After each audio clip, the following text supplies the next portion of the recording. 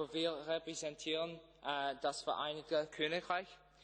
Unsere Schule heißt St. Columb's College und liegt in Derry.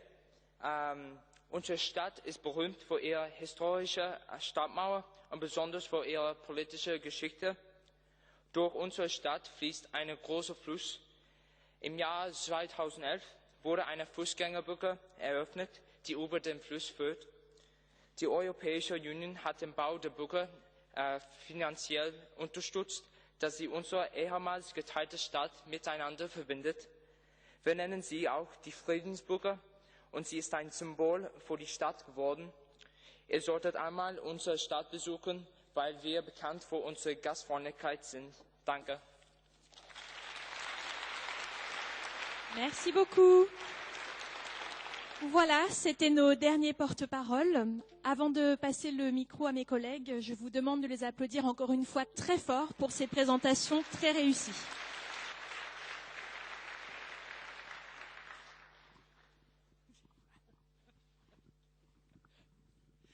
Oui, et maintenant que les présentations sont faites, nous aimerions en savoir un peu plus sur vous et connaître vos opinions sur plusieurs sujets. Nous allons donc vous proposer un petit sondage. Nous allons vous soumettre quelques questions auxquelles vous pourrez répondre en utilisant le système de vote électronique à la disposition des députés, normalement installés à vos places. Et vous allez voir que ce système de vote fonctionne de manière très simple. Vous avez devant vous 3 boutons de vote, en haut à droite, 3 boutons de vote. Pour répondre oui à une question, vous appuierez sur le bouton du milieu. Pour répondre, le bouton de gauche. Pour répondre non, vous appuierez sur le bouton de droite.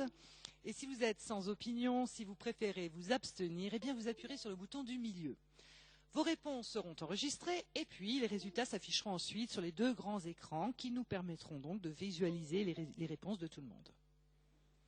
Et pendant que vous voterez, vous verrez que des petites lumières s'allument.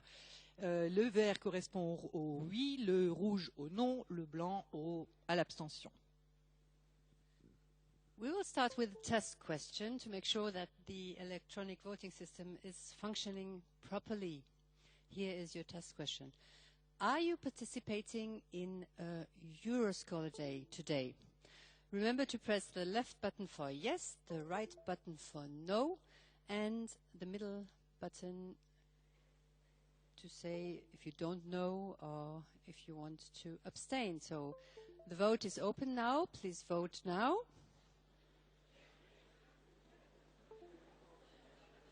Are you participating in a Euroscholar Day today? And you have all voted. The lights are on. I close the vote. The vote is closed. And here we see the results. So we can see 478 have voted. 458 are here for the Euroscholar Day. 11 are not here, but they voted actually. And don't know yet if they are here. Manifestement, le service de vote fonctionne, le système de vote fonctionne tout à fait bien. Nous allons donc pouvoir passer aux choses sérieuses et aux vraies questions de notre sondage. Voici donc la première vraie question. Pensez-vous que le Parlement européen devrait travailler dans une seule langue? Le vote est ouvert. Qu'en pensez-vous? Faudrait-il instaurer l'utilisation d'une seule langue, peut-être pour simplifier, ou bien continuer à utiliser plusieurs langues, comme c'est le cas actuellement? Il semblerait que tout le monde ait répondu. Dans ce cas, nous allons clore le vote. Vous n'avez pas été très long, vous n'avez pas hésité. Vous avez tous appuyé sur vos boutons. Le vote est à présent clos. Et voici les réponses.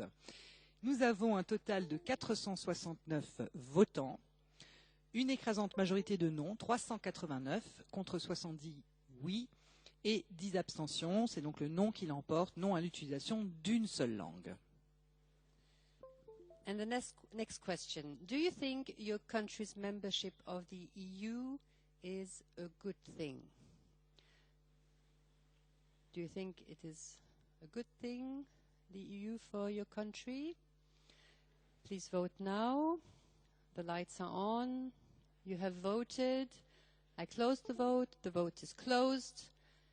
And let's see your answers. Large majority thinks yes, it is a good thing.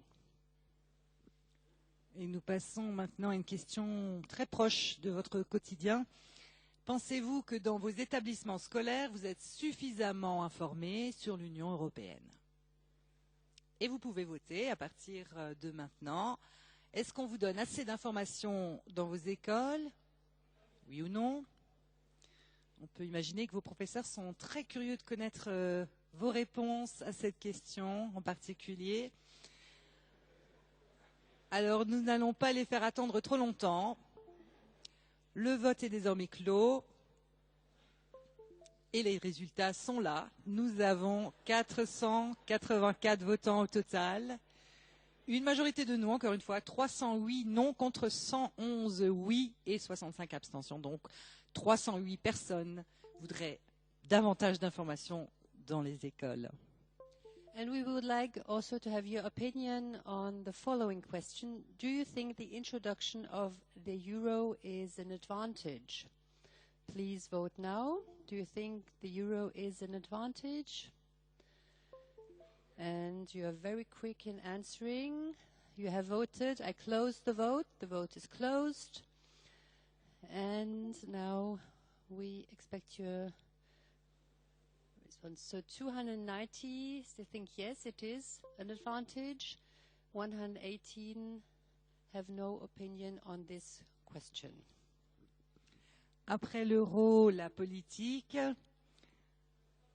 pensez-vous que l'Union européenne devrait jouer un rôle plus important sur la scène politique internationale? Le vote est ouvert. Alors, à votre avis, est-ce que l'Union européenne est assez présente et active à l'international? Il semblerait que tout le monde ait répondu. Encore une fois, vous avez été très rapide. Eh bien, nous allons pouvoir clore le vote et voir les résultats qui s'affichent. 490 votants au total, une majorité de oui, 323 oui. L'Union européenne devrait jouer un rôle plus important contre 151 et on note tout de même une forte abstention puisque nous avons 116 ne sait pas. Et c'était déjà la dernière question de notre petit sondage. Merci à vous tous d'avoir participé et maintenant c'est à vous de poser des questions si vous le souhaitez. Les administrateurs s'efforceront d'y répondre. Alors pour poser une question dans cette salle, il faut d'abord demander la parole et pour ce faire, il vous suffit de lever la main, d'attendre un instant pour que les administrateurs puissent noter le numéro de votre place et vous donner la parole par la suite. Et puis quand ce sera votre tour de parler, eh bien levez-vous et attendez simplement que le voyant lumineux de votre micro s'allume.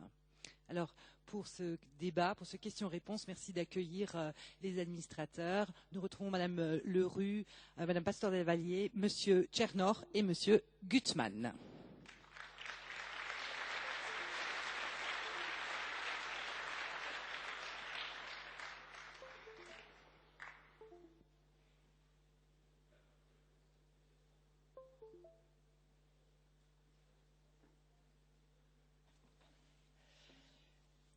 Alors, nous voici de retour.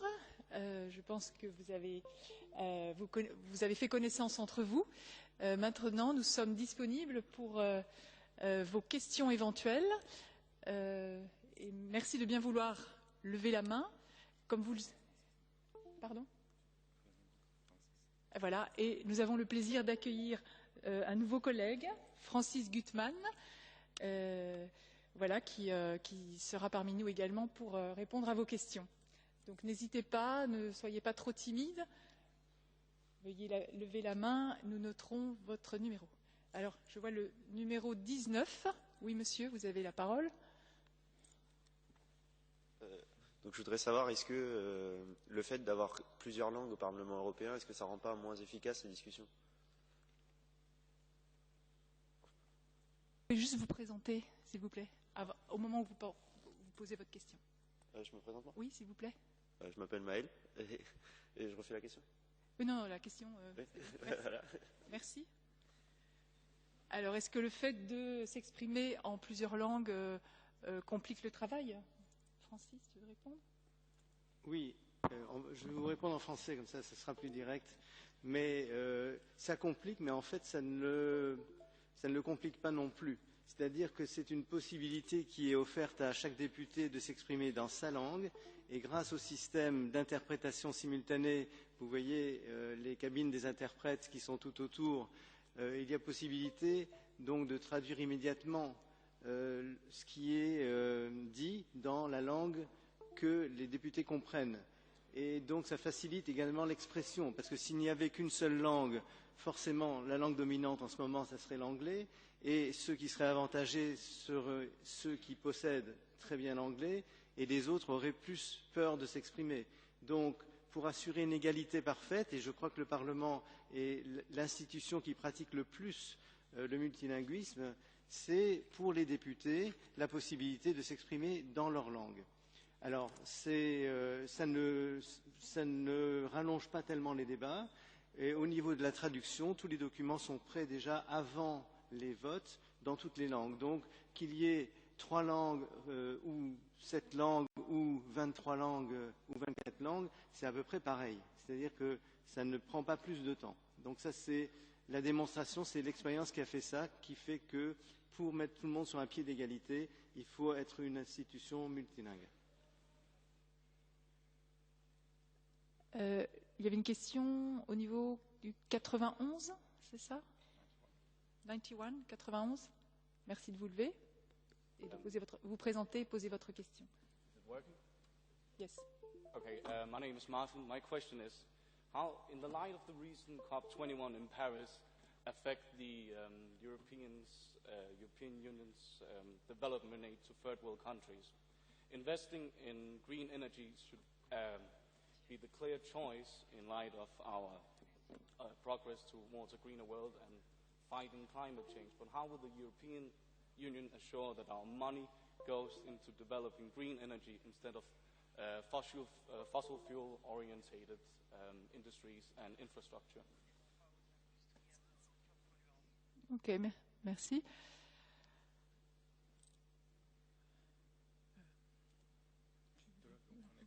Oui, on répond peut-être après chaque question. Okay, so how does the EU make sure that we invest more into green energies and not into coal and others? Yeah, well, let me put it this way.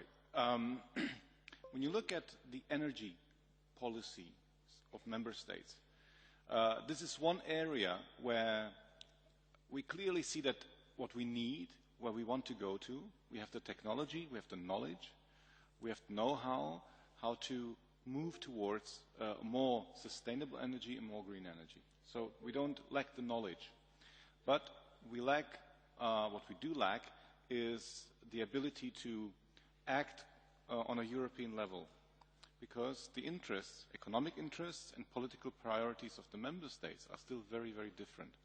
So what does the EU do? The European Commission, who's in charge of proposing legislation, is pushing forward with framework solutions. We have, for instance, something which we call EU 2020, targets to reduce consumption of energy to 20%, to enhance the use of alternative energies 20%.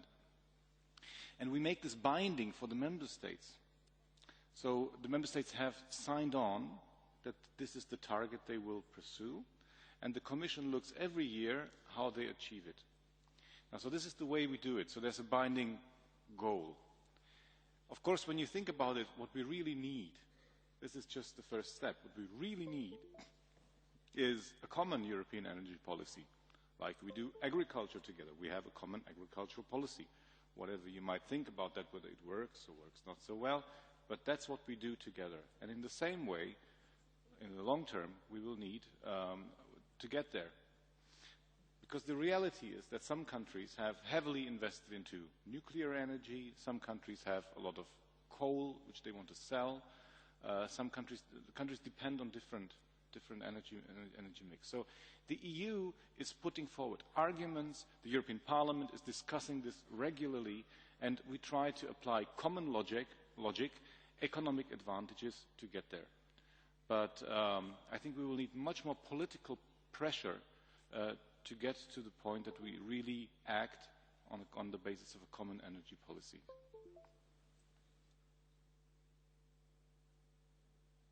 Au numéro 16, s'il vous plaît. Merci de vous présenter et de poser votre question.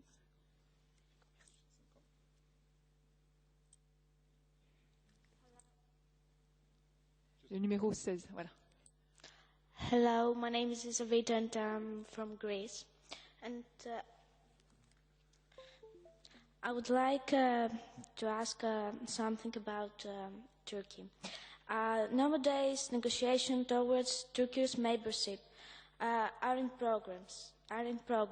Do you believe that a country with no respect in human rights should it be included in European Union? Is this progress or not? Thank you. Merci pour votre question. Merci, It's a straightforward question. First answer: we do not think. It's not our business to think as official of the European institutions. It's the target, it's the goal, it's the aim of the politicians. So the members, the member of the commissions, and the members of the European Council. So we can reflect the state of play of negotiations, and it's far from being achieved, far. As you know, we have among the member states, we have Cyprus, which is divided into two parts, and as long as Turkey does not recognize Cyprus, there won't be any possibility for Turkey to join the EU. So it's a very, very, very long process. Of course, certain factors as the migrant crisis has some influence on the way now things are handled with Turkey, because there's a kind of partnership which has been agreed within the European Council and Turkey to welcome the migrants on their soil, and in exchange they are receiving funds in order to help them organize this welcome. But this may have an influence on the negotiation, but it's a very long process. It's the Commission that is managing this accession process, but when things are ready, they are proposed to the vote of each national parliament. So each treaty has to be ratified not only by the European Parliament, but also by the national parliaments. And as long as there is no total agreement from everybody around Europe, there won't be any possibility of accession.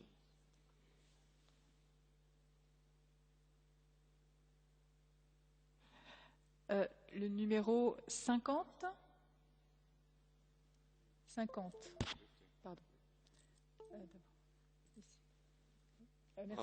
Yes, I'm Mitya, and I have a question. Where do you see Europe in the next 5 to 10 years, economically and politically?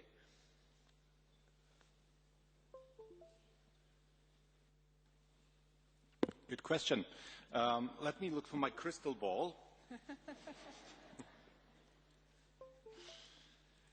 Well, of course, it's a question which concerns you very dramatically.